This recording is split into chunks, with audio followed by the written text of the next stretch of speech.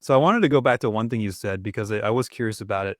So you mentioned that your approach, or at least for this book that you just wrote, was to do these 18-hour-a-day marathon sessions. Now, why did you choose that as opposed to maybe an hour a day for 6 months? Because, okay, that's a great question. So I chose to go marathon session style because I know the way my brain works. My brain goes a million directions at once. This book actually is about creating space, reclaiming our sense of self, our sense of clarity, our sense of focus, our sense of direction amidst a very chaotic world. That book is a reminder to me to do that. I basically wrote the book, sure, for you and for readers, but I also wrote it for me as a reminder. If I sit down for an hour, by the end of the hour, I'm finally going to find my focus and be ready to write. And by then, I will have gotten an email, the phone will ring, somebody's going to want to be in touch, direct message comes in, what have you. I'm not going to get anything done. For me, I had to shut the phone down and say, okay, I'm going in 100% so that 4 hours in, I am deep in it. And I'm imagining how this connects with that and that connects with this. And no one has distracted me along the way.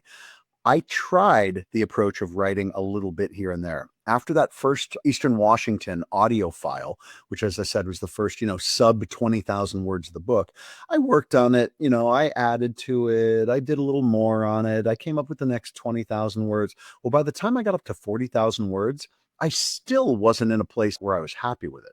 It was only when I took those 40,000 words and then dove in like a wild demon, for those 6.5, 7 weeks of writing all day, every day, that got crafted into something new. I think being all consumed by something is quite wonderful. Now, granted, I had the ability to do that. If you Sure. told your kids, hey, feed yourselves for the next 6 weeks, I'm going to be, in front of my keyboard, it wouldn't go very well. My process isn't the way, it's just a way. And I invite people to try it because people often don't think that's a thing. They think, oh, it's like going to the gym. I'll go to the gym every day. I'll do a little bit each day and eventually I'll have results. Well, if you went to the gym 16 or 18 hours a day, you'd be broken. I mean, that's not a way to do that. So, it might apply to one person, might not apply to another. I would suggest give it a shot. Try it for a day and get all consumed in something for a day and see if it works for you. And if it doesn't, try a different approach. Take the gym approach where you go to your writing a bit every day and with consistency find what works for you.